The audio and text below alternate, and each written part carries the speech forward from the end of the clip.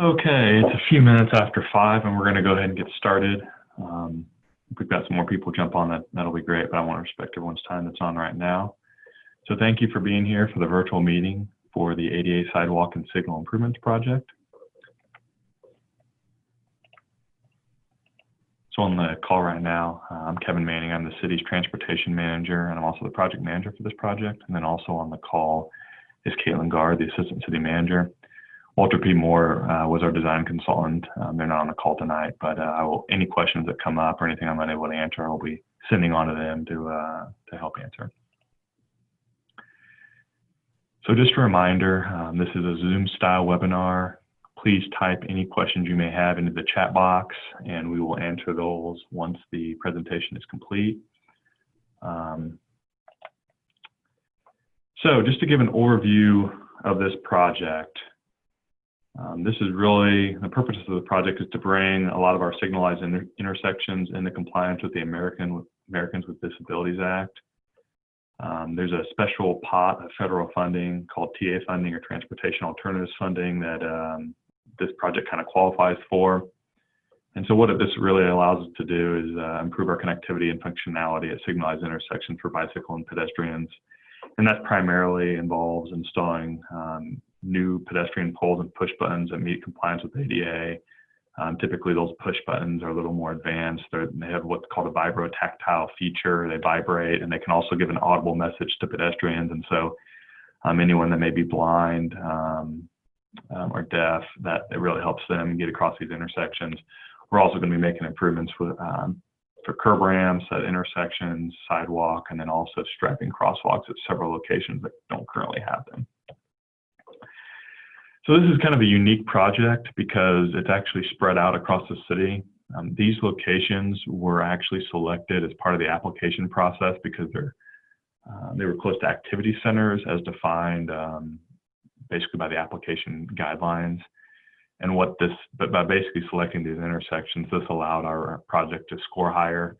This was a competitive process against other projects in the Kansas City area.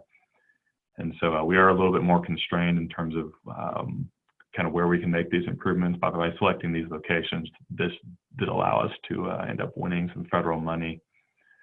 And one thing to note too, so we've got 14 locations here and we're going to talk about all of them tonight, but more than likely we're going to actually be able to build about half to 2/3 of these based on the money that was received. We're not going to have money more than likely to do all these, but with the ones that are designed, we'll be able to apply for subsequent rounds of funding,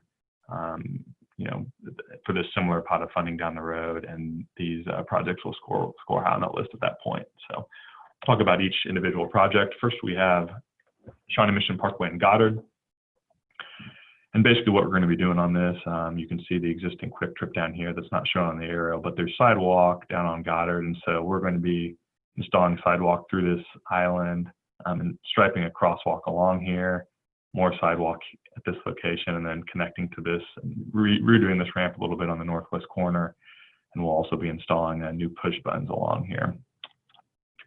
So you can kind of see, here's some of the design schematics. You can see the sidewalk in the island on the south side of the intersection, and then on the north side between Shawnee Mission Parkway and the frontage road and this ramp.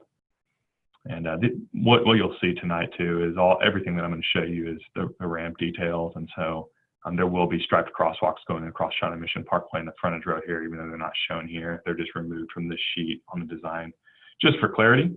So that's what's going to go on at Shawnee Mission Parkway and Goddard. Moving on to Shawnee Mission Parkway and Nieman. It's pretty similar. So we're going to be doing work on all 4 corners, basically just bringing the ramps into ADA compliance and installing new push buttons that are also ADA compliant. And one other feature of this intersection, we've got a little access point right here, and we're going to be removing that. We've talked to the business owners, and they seem to be on board. And we get some people making some funky movements out of here, either trying to turn left or trying to get in these left turn lanes. And it's really just not a great situation, kind of creates some hazards. So you can see here, we are looking at removing that, and the details shown here. So that's going to be a feature of this intersection if we end up doing work out here. Shawnee Mission Parkway and Flint, this is a pretty straightforward intersection. You can see the aerial here. All we're basically doing is adding, you can see basically the grass island here on the south side of Shawnee Mission Parkway, and on the north side, basically adding concrete sidewalk and push buttons on either side of that, and then a crosswalk across there. And so that's, once again, pretty straightforward for that intersection. Next is Shawnee Mission Parkway and Quivira. Pretty similar here to Shawnee Mission Parkway and Nieman. You can kind of see we're just showing new ramp design on all four corners and kind of restriping. But basically, this is kind of making sure these ramps meet that ADA criteria and that we have new push buttons out there. But the intersection is essentially going to look very similar to how it does today. It's not going to look that much different. We're just going to be cleaning up a little bit. Shawnee Mission Parkway and Long. Once again, this is a pretty minor, straightforward intersection. We're just going to be making modifications on the northwest and southwest corners of the intersection, and then striping a new crosswalk. But once again, basically, this intersection was selected just to get the new push buttons installed and just make some small modifications to the ramps to make sure we meet that ADA criteria. So next is Shawnee Mission Parkway and Pflumm. We're proposing a little bit more detailed work out here. First of all, first thing I'll talk about is we kind of have, in the current configuration, you can kind of see we have a crossing all the way out here. And that was originally selected to kind of provide for the shortest crossing possible. But I think one of the downsides of having it out here is there's been some concern that if a vehicle is coming southbound and turning right to go westbound, let's say the southbound has a green light, that crosswalk may have a walk, but by the time this person turns right, they may not really be focused on or worried about having a pedestrian all the way out here because it's so far removed from the intersection. So one thing we're planning on doing is, instead of having the crosswalk kind of all the way out here as shown, we're going to bring it in so it's a little more visible. If someone's coming southbound, a pedestrian will be more in their field of vision as opposed to way over here. And one other item too is, going back to the aerial, we have a bus stop approximately in this area, maybe 100 feet to the east of Pflumm Road. We are going to be extending sidewalk. It's not completely shown here, but we're going to be extending sidewalk out to that bus stop, so that'll provide a little bit easier access for any pedestrians to get to that transit station. We are going to be making some modifications. Some of these concrete islands are in pretty poor shape too, so we'll be repouring those to provide a refuge for pedestrians. Right now they're pretty beat up, and that'll be a little nicer. It'll provide for a better aesthetic looking intersection to get those cleaned up. So next is Johnson and Rosehill, and once again, this is basically doing some design on all four corners of the intersection to meet ADA.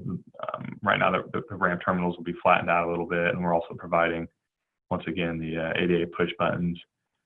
So there are some decorative crosswalks out here that were poured recently. We're not going to be making any changes to where the crosswalks actually are, so we won't have to worry about doing any rework out there, but we'll just be modifying the ramps at the same locations they're at to better meet ADA.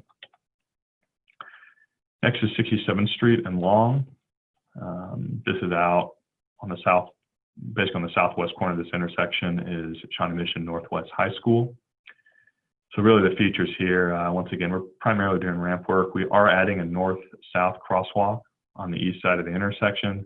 It's a little tight to squeeze in there, but that just provides a little bit, just another option for pedestrians, so you don't have to, if someone wants to cross on this side of the intersection, they can do so without having to go kind of make a U-turn shaped movement. That's pretty much all that's going on out there, besides, once again, all four corners redoing the ramps. And you can see in all these details, there's actually a lot of design that goes into these to meet ADA criteria. There's a certain amount of slope. The ramps can be going down, cross slope, and then level landing areas that all have to meet certain criteria. And so, like I said, you can see there's a lot of design that goes into these to make sure that those slopes do meet the ADA criteria for curb ramps. So next is 65th Street and Nieman. This is pretty similar to a lot of the other locations we've talked about. We're basically going to be at all four corners, redoing sidewalk and ramps, and then putting in new push buttons.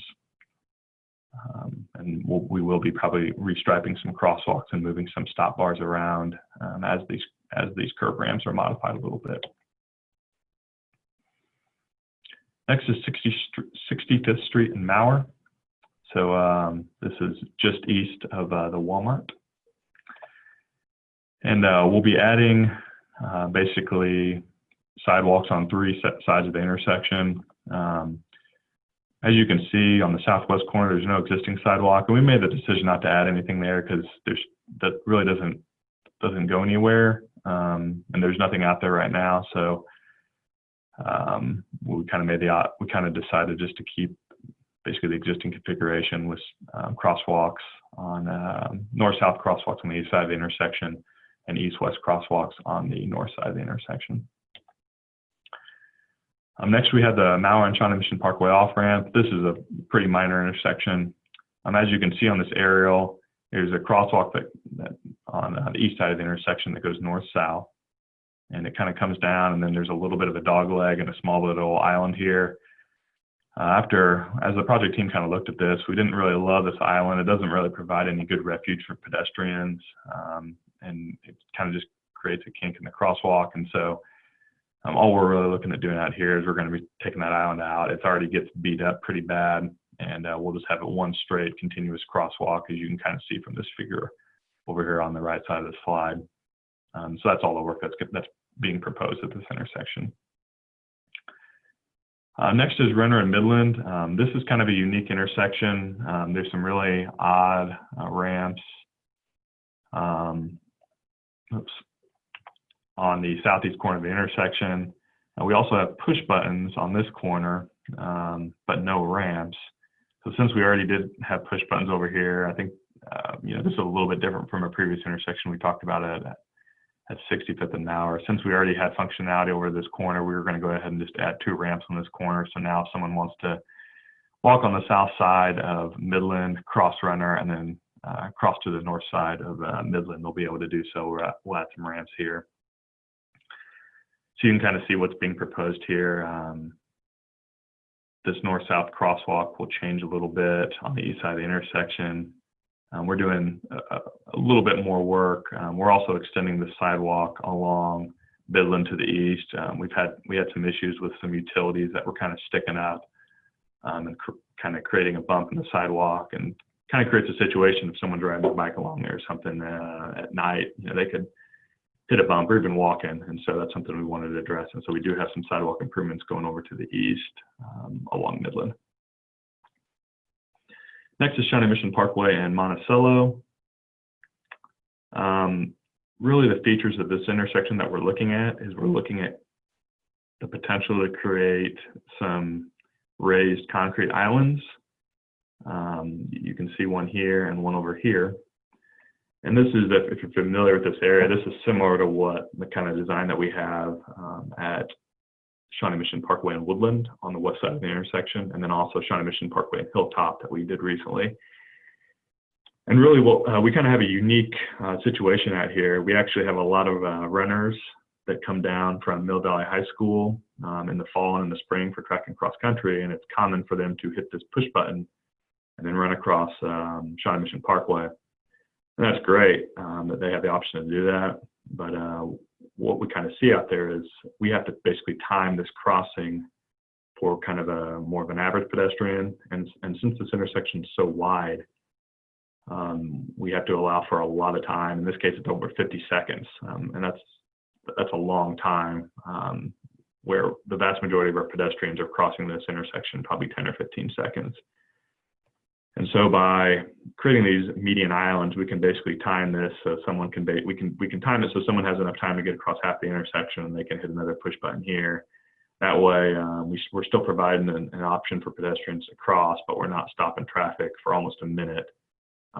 If we do have someone that can get across very quickly, like a lot of our high school runners, they'll easily be able to get all the way across the intersection without, having to take up 50 seconds of green time for north-south traffic.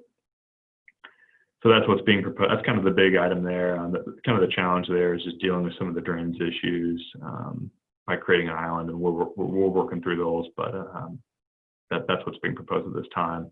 And you can kind of see once again, like everything we looked at so far, basically all four corners, modifying these ramps to make sure they're ADA compliant.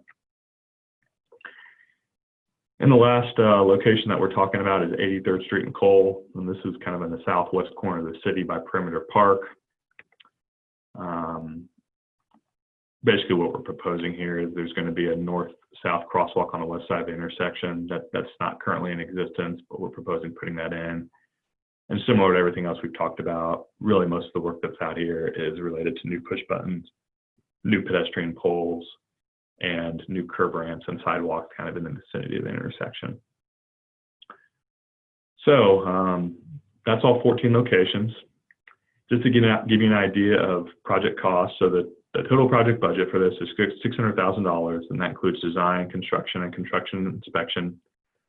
As I mentioned earlier, we applied for federal funding for this project, and we were successful, and so this is basically an 80-20 split. $475,000 will be federal funds, and $125,000 will be local funds.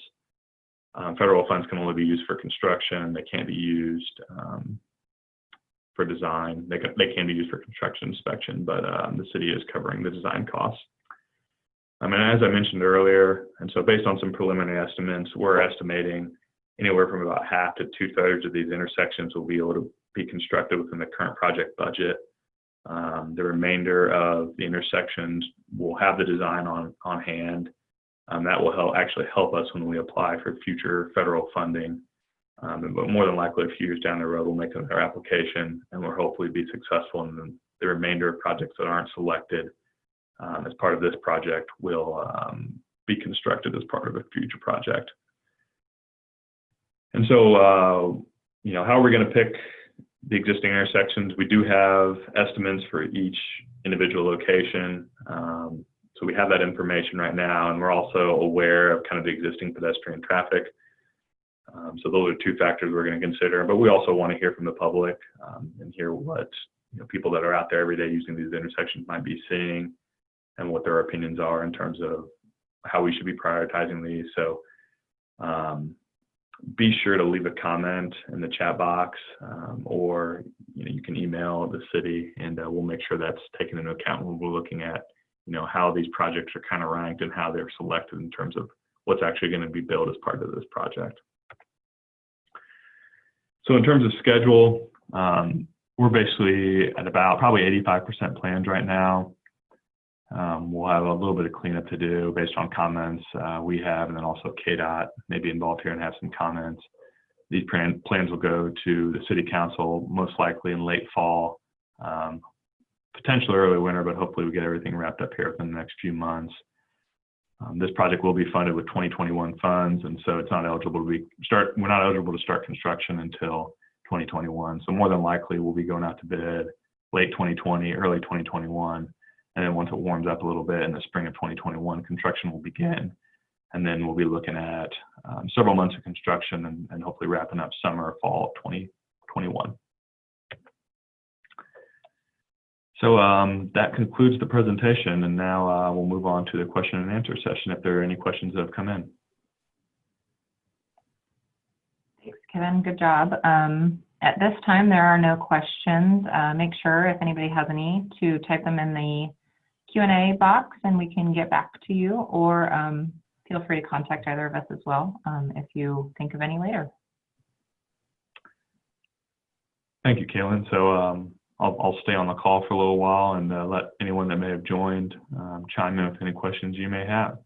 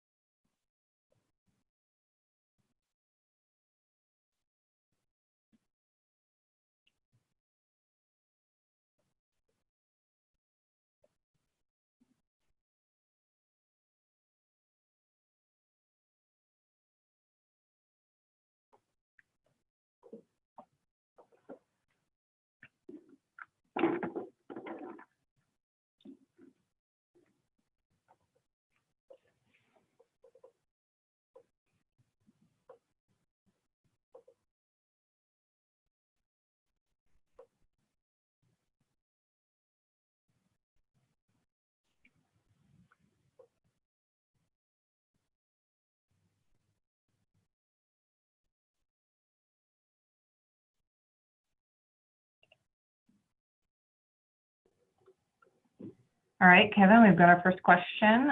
What was the criteria for the initial selection? Sure. So, as I mentioned, these projects were selected kind of based on their ability to score higher as part of the application process. And so, once again, these are transportation alternative federal funds, and there's an entire kind of rubric they use for scoring projects. And really the most important item that we were looking at here is selecting projects that were near activity centers. And so that can be a lot of retail or places where people might be walking as defined by the federal criteria. And so you can kind of see most of the locations we selected were along Shawnee Mission Parkway. A big part of the criteria, as well as the idea of eliminating barriers. And obviously Shawnee Mission Parkway is a major roadway. It's very tough to get across without some kind of assistance or a signal to basically stop traffic one direction and allow the side street to go. So that was basically why these projects were selected. They scored higher. It's something that it's something that we know we need to do the work. We need to make these improvements, but if we can get federal funds to help us, that really makes a big difference. Thank you, Kevin. That is the only question we have.